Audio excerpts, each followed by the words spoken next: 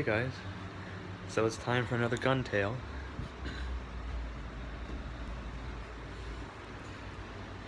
Today,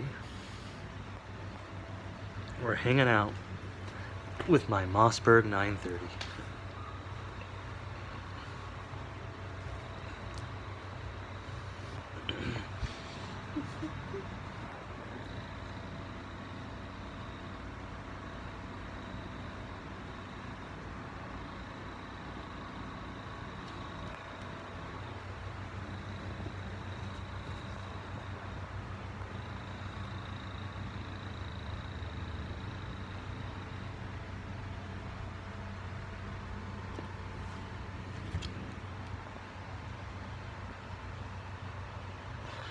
Anyway, I hope that worked. If it doesn't, it will just look sort of goofy. But anyway, here we can hold on for a sec. Let's see, should be able to prop this up on something.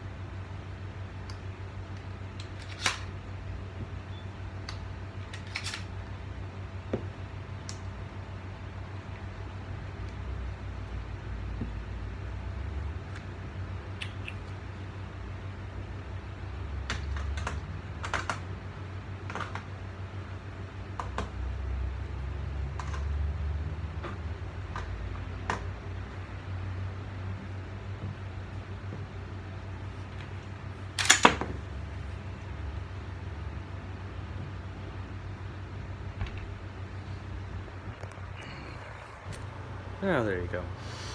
So anyway, now we're in the chamber's cleared and we're all unloaded and safe to go. Safety's on. Not that I was really planning to shoot it or anything, but certainly not in my apartment. But anyway, so yeah. Get this down right there. So this is like a semi-automatic shotgun. It holds 9 shells. It's a Mossberg. And the JM Pro Series is used by, Jerry Michalik in his competitive shooting. It's a very reliable competitive, used in lots of shooting competitions, 3-gun competitions. Supposedly you can do things, you can get other brands, you can get the Benelli M4, the M2, but they're much more expensive. I'm sure there's a good reason for it. They're using the armed forces, but a lot of people really like to use the Mossberg, and I really like it. I mean, I really like it. I like it better. I like the feeling of it and the look of it better than the Benelli, but I've never used the Benelli. And, so anyway, the story behind getting this is that, see, for a long time I knew I wanted a semi-automatic shotgun because it's better if you're in a heated defense situation, as long as it doesn't jam. And, I was like, I had my sights set on the SRM 1216, which has this drum magazine that it doesn't rotate on its own. You have to hand rotate it, or click it over, and each one holds 4 shells, and you can fill them up with any type you want: birdshot, buckshot, slugs. And then you just rotate the barrel you want, and then you have 4 shells, or whatever order you want them in, right there, of any ammo type you might want. Because shotguns, you see, fire lots of different ammo types. That was confusing at first for me because it's just like a bullet, right? Bullet.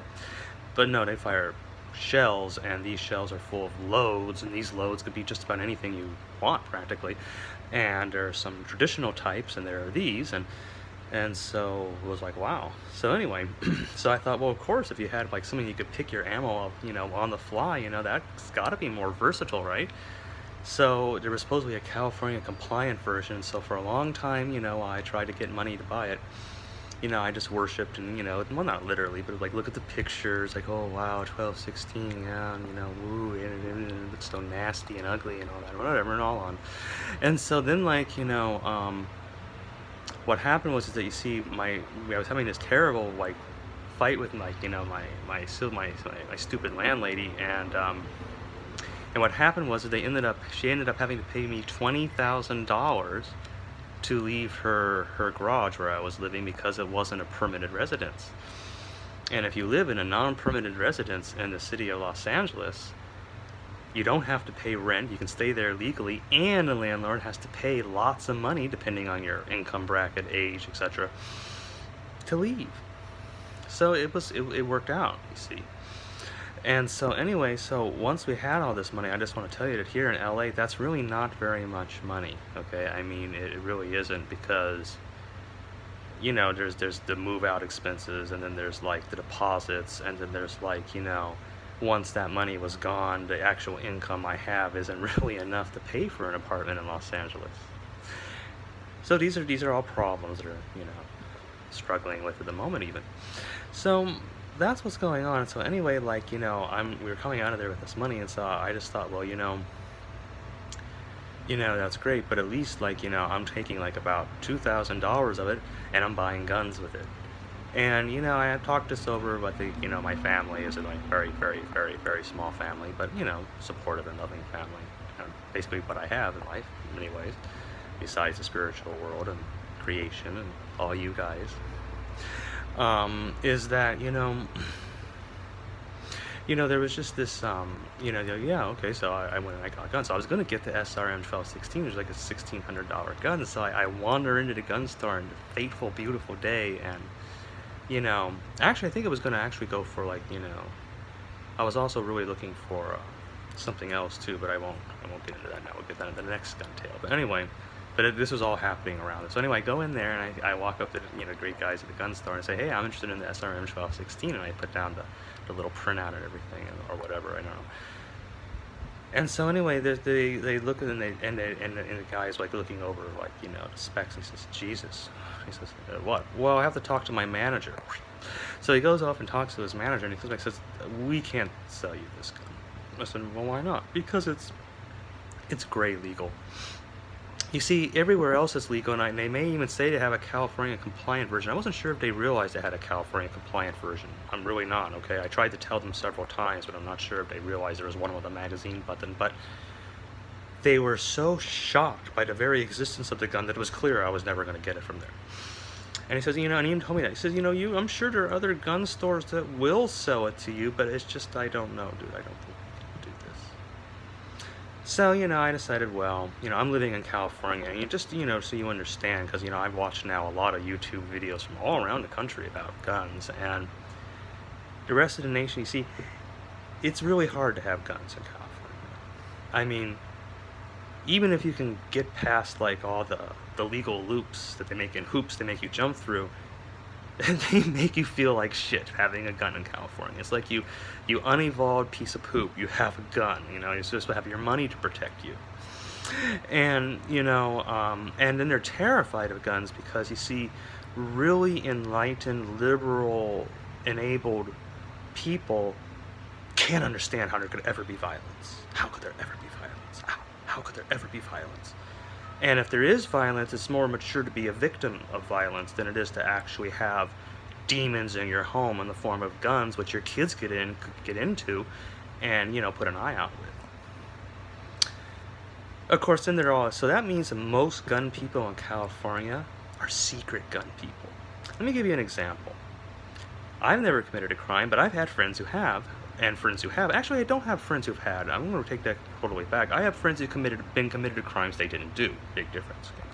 So I was with one. She had cancer, and she was 57 years old, and she was being prosecuted for growing pot plants in her backyard, and she had a license, and she had a medical license and permission to do it from her doctor and from the city.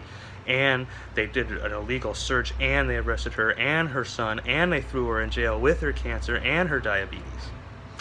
So anyway, now she's in, you know, and, you know, we're in court, you know, with, you know, Bruce Margolin trying to get her out of there, and we're waiting through all, you know, for her case to be called, and this one guy comes up, and this is a female bitch judge, okay, where, you know, this is just a female bitch, okay, who's a judge, and I'm not saying, you know, they're male pricks in judges' robes too, but this just happened to be a female bitch, and she was there, and, like, you know, the defense gets up and says, this is a misunderstanding. It was because of X. It was because of Y. My client has no priors. My client hasn't done anything.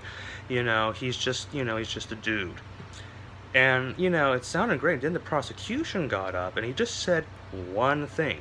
He says, Your Honor, guns were discovered on the premises. No, he didn't say like his guns were in a gun safe behind 3 barriers and locked with all with little, key locks on them, and the bullets were stored in the garage underneath an iron brick or something. No, he doesn't say that. He doesn't say like, or any of those things. That's all he says. No bail, the guns were confiscated, and he was, denied his motion, and the guy in the middle of this stance with him just screams right at the judge, "You bitch!" and then just turns around and heads out before the bailiff can even grab him. That's how they feel about guns in California. So, having a gun in California is sort of like violating a taboo, okay? And so it takes just an act of courage to even have guns in California. Unless you're a cop, in which case you can have all the guns you want.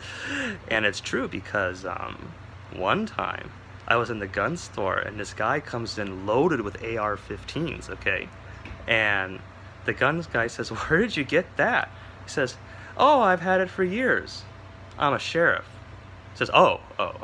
You want to see my credentials? No, sir, that's not necessary. Not necessary at all.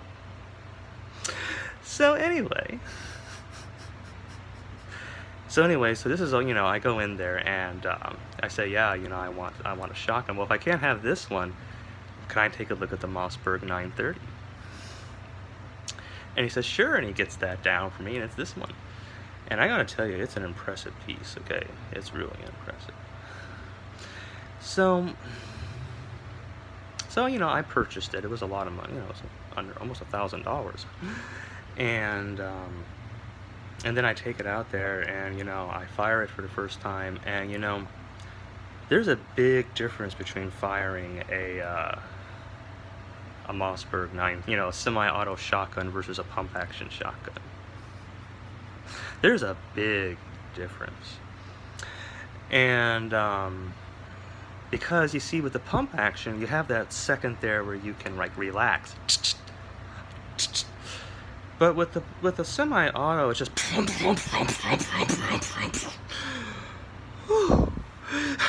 you see, and that's different. Even if you have like you're counting that little moment for in the range, so you're not rapid firing, it's just exhausting. It's supposed to be not as hard hitting as the pump action, but then they said I needed high velocity stuff because it takes a while to break this in. So, but one thing I will say about this gun is that, hold on for a second. Is that Dick Racy?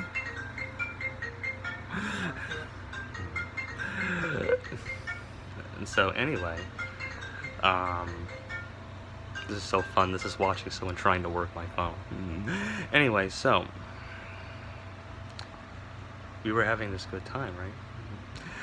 And the one thing about this is that it's really this really beautiful piece, and I just sort of like noticed that besides the excruciating exhaustion, the mild back pain it gave me because I probably don't have my posture quite right. Whenever I would have this gun just lying around, I would get this sense of love from it. I know it seems weird. It's the only one I've really had that quite that way, and it'd be sort of strange, but I remember I was talking to like one of the gun guys. He said, "So how do you like your 930?" And I was like, "Well, it's great, but I kind of like the pump actions better." And the shoulder slump, and and I was just like, "Oh shoot, I didn't mean it like that." But the point is that actually, because you have that break, you have that satisfying ratchet. But the truth is that it's really something else.